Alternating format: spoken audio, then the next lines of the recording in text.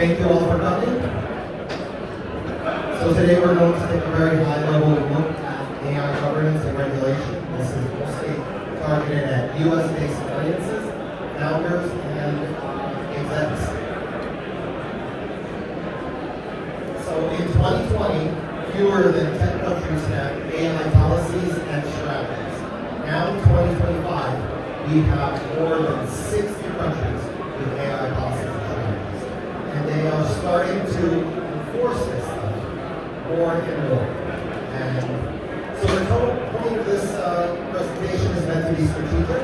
We're not looking to be legalistic. We're trying to find a way that we can protect your business rather than create your own. So that's what we're trying to do. For those who don't know me, my name is Spektor. You can connect with me on LinkedIn over here. I have over 15 years of process experience. I stand up PMOs, product operations teams. I also help organizations refine their delivery process. And I help organizations with their AI implementation, AI governance, AI enablement. And lastly, I also volunteer for a project called Why. We are an open source volunteer project. We're trying to build an ethical AI assistant that doesn't weaponize your data against you. It gives you control of your data. So if you're interested in participating in that, we're always looking for help. Connect with me on LinkedIn and I will direct you to our team. We'll cover the information in 3 sections. The first section is going to be the landscape. This is what the world is looking like. The second section is going to be the risk. And the third is the playbook. This is where we advise you on what you should be thinking about and doing. So let's start with the landscape.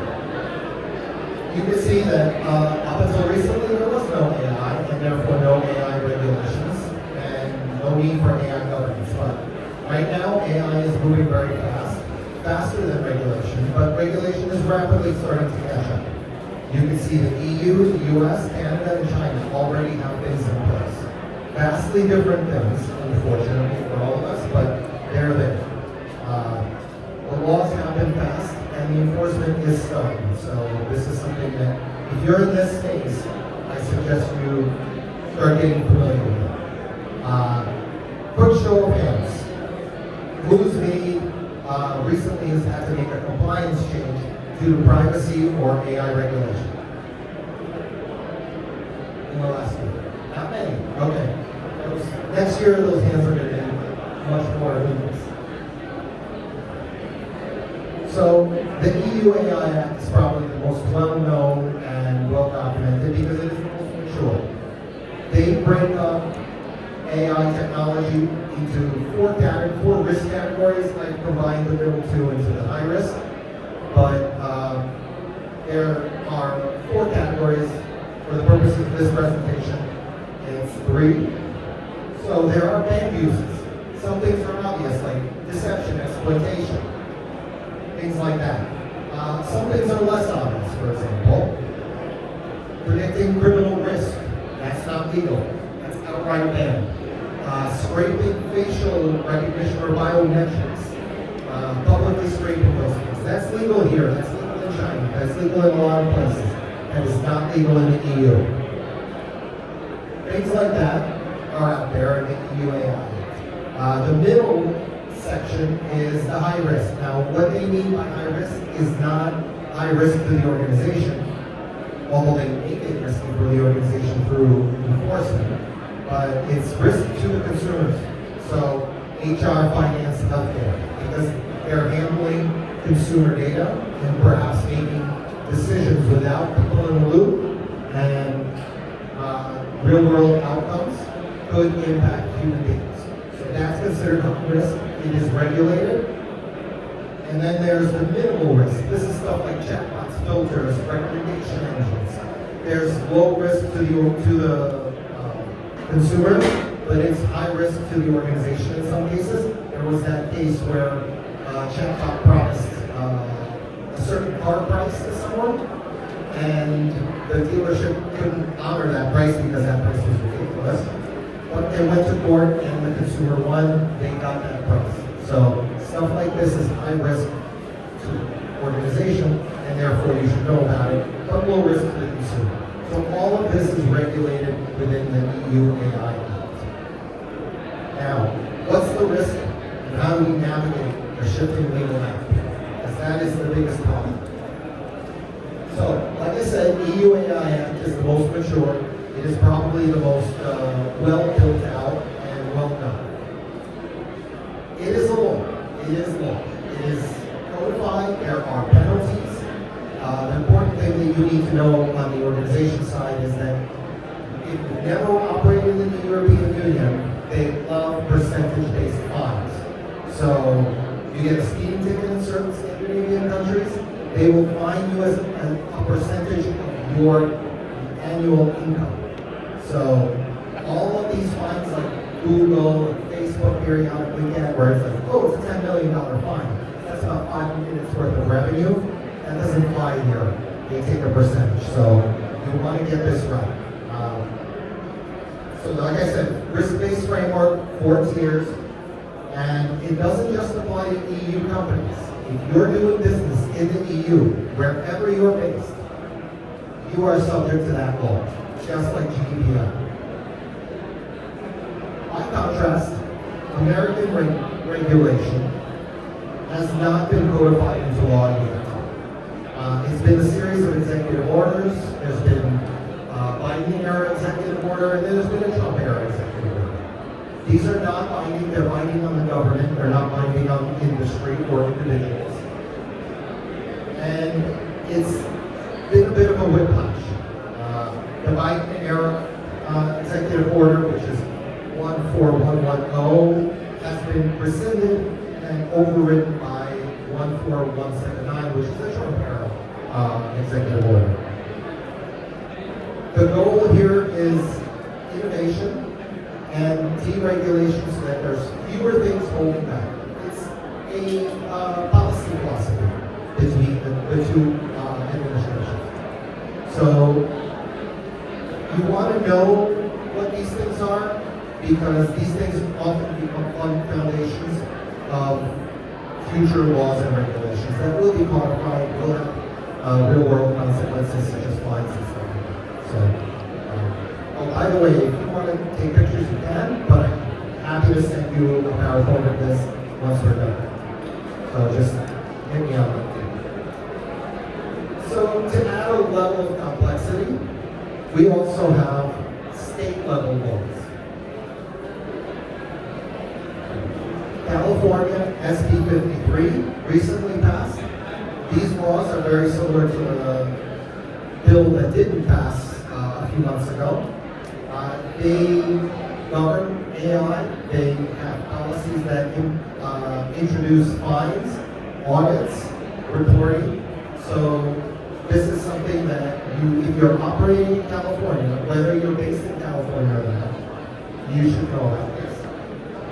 And then there's the Texas law. That's the opposite end of the spectrum, as you would expect. They are going under the assumption that less regulation is better. So their regulation is mostly targeted at government, and it's a very lightweight framework. My feeling is that they put something in place so that something more restrictive could not be put in place. And then to add another layer of complexity, the Senate recently rejected the administration's attempt to limit state regulation of AI. They wanted to have only federal regulation, which would probably be sensible, but they weren't able to make that work. That never passed the Senate. So keep watching the space. This will come back, as they say around on the turntable. And we will end up in a place where we will have more centralized regulation. What's most likely going to happen is the same thing that happens in these kinds of situations when you have state-based regulation. The state that's most restrictive becomes the standard, especially if it's like California. Kind of like the emissions inspection, the emission standards in cars. All of our cars, wherever you bought them, whether you bought them in New York or California or Texas, they all comply with the California emission standards. Because no car company is going to want to make 50 different cars for 50 different emission standards. So very likely what you're going to do is you're going to have California, if it becomes the most restrictive one, that's going to be the one that everybody follows. So in this environment, your company and your organization has to be extremely flexible. These regulations, these policies are all going to continue changing. So if your company is, let's say, a California-based startup, you only operate in California, then maybe all your organization needs is some templates and some training. Just be aware of what you're being asked to do and remain there. And there's also the possibility that you're a little bit more widespread. You could be a bicoastal SaaS company. If that's the case, then you need to be state-aware. You need to understand the difference between state policies and how they impact you. However, if you're a multinational company and you operate all over the world, then of course, you need to modularize compliance and you need to have this modularized across the entire org and across all of the jurisdictions in which you hope to operate.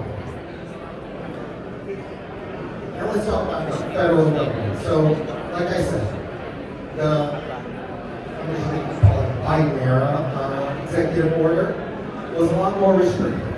It had audits in place, it had disclosure requirements, things like that. It's been swept away, and now it has been replaced with the Trump era executive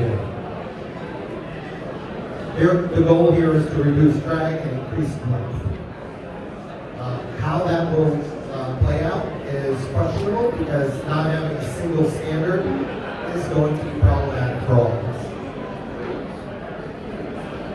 The other thing to look out for is agencies will now create a new AI action plan, and they will be releasing those shortly.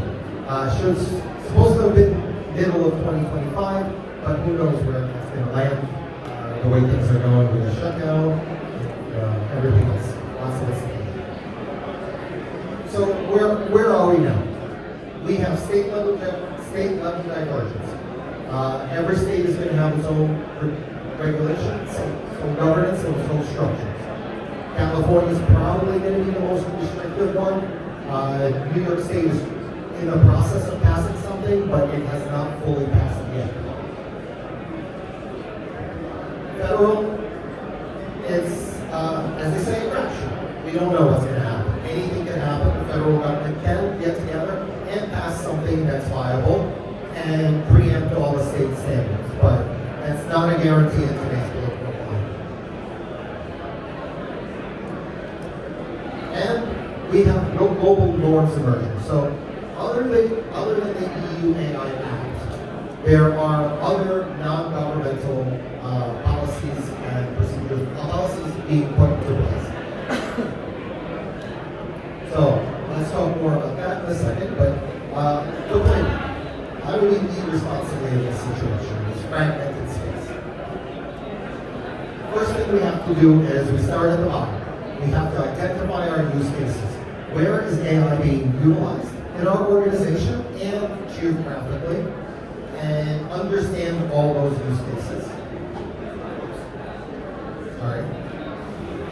Then we need to classify based on risk. If we understand the use cases, we need to identify the risk, classify it. And then we have to have internal oversight. That's the other thing that's critically important. If nobody's looking over the shoulder of AI, then we're going to have all kinds of problems. This is important. And lastly, we need to have external transparency. We need to be able to document, disclose, label, and make this available externally so that all of our users understand what's happening and the appropriate agencies, partners understand. So I mentioned non-governmental global organizations. These are non-binding, but worth being well aware of. The founder and the CEO of the nonprofit organization that I volunteer for recently spoke at the UN during the General Assembly on a lot of this ethical AI stuff. There's a lot of questions about ethical AI. So the United Nations is setting governance standards. The OECD and other organizations like U.S. National Institute of Standards and Technology, they are setting standards. These are voluntary standards for the most part, but these voluntary standards have a way of becoming industry standards. And then industry standards end up being part of regulation and part of the law. For those who are familiar with accounting, used to be an accountant in a previous life, accounting is governed by generally accepted accounting principles. The first two words are generally accepted. Once these are generally accepted, then that becomes the norm. That's how the sausage gets made, as they say.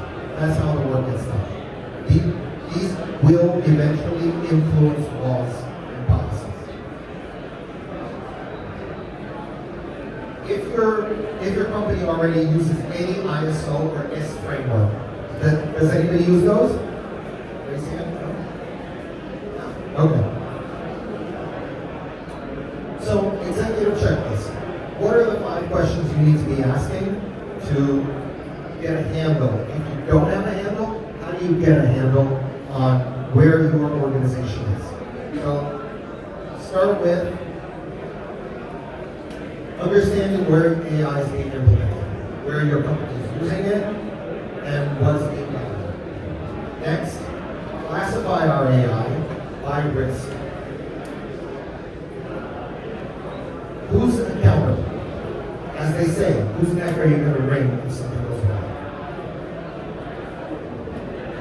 Are we tracking relevant laws and standards? This is, like I said, if you remember nothing else, just know this is going to be rapidly changing. You have to be looking at this on a weekly basis. Doesn't mean you have to spend your whole week doing it. You have to take a look. Do you have a policy or a procedure in place that will allow you to keep track of these things? Is somebody accountable?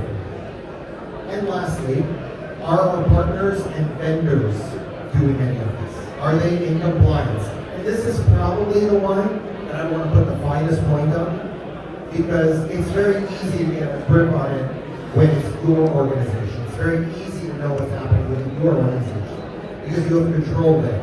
But if a critical partner or vendor disappears for 6 months because something bad happened, what are you going to do? So it's in your best interest to make sure that everybody you depend on is also doing this. And you can just connect them with me on LinkedIn and I think it's very reasonable. So, what do we do? We have to remember, U.S. and state law, stay on top of that. California is probably the most restrictive. If you're following that, then you're probably all set for a U.S.-based audience. Then, keep an eye on the federal law. Like I said, nothing's coming down the chute so far, and probably under this administration it'll be minimal, but things change rapidly in today's world. You have to keep your ear to the business. And lastly, if you are a global organization, you need to take a look at global norms and standards, not just laws, not just Canada's law or China or the EU. You need to keep an eye on these non-governmental standards because they will influence what the laws look like. And if you've already prepared for that kind of world, or at least have given it some thought and discussed this within your organization, then you'll be ahead of your competition. And isn't that what this is all about? So, again, modular, agile strategy, expect things to need to be scaled, and like I said, agile, start small, stay aligned, and scale responsibly. Thank you. Questions, comments, complaints?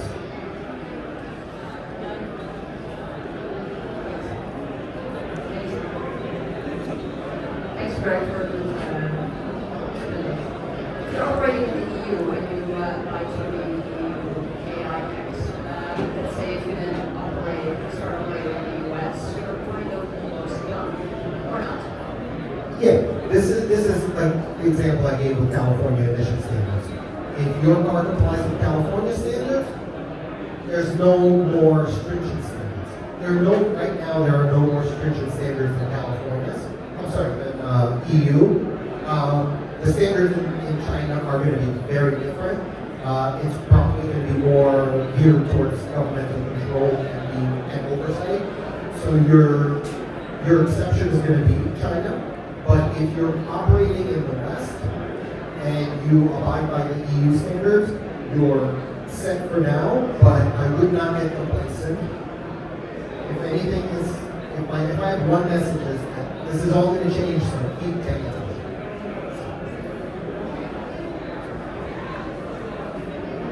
This was great, thank you so much. For the AI UIs, we have been dealing with a number of projects in the US, so we have been familiar with it. But I was surprised by the emotion recognition that was on this slide. Could you double click on this? The emotional recognition. Emotion recognition. Yeah, so not for, I condensed it. So in certain circumstances, you can use it. Like if you build an app, I signed up for it. The app is there. It's a mental health app. You can do that, but you can't scan like a wide audience for these things. Same with biometrics. You can use biometrics to open your phone, whether it's your thumbprint or your face, or open your laptop, but you can't just collect biometrics without consent. Yes.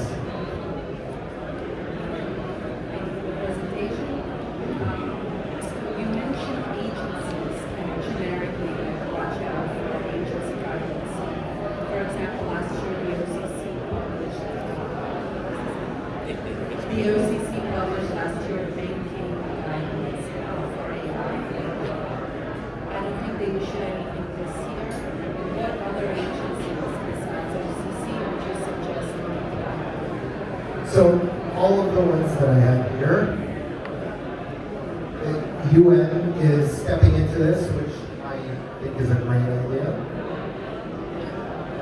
So I would watch these. These are the bigger players in the space. That are multinational, that are global. US, I would look at federal and state. Great presentation, thank you. Just a very quick question. Are you making any recommendations on what middleware we can use? Are there any standards in place for that? I don't get into that. I'm not on the technical side. So I'm a process and policy.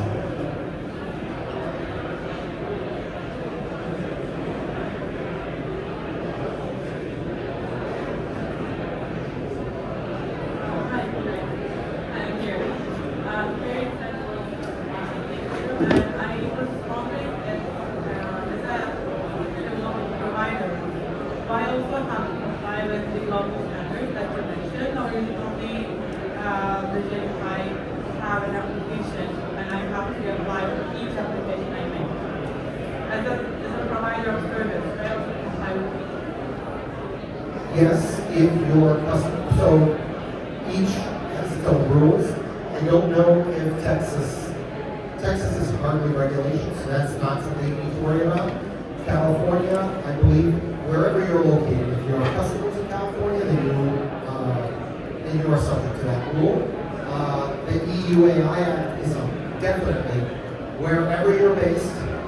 If you have users in the EU, you are subject to the EU AI Act. Thank you so much, Greg. We have to Thank you all very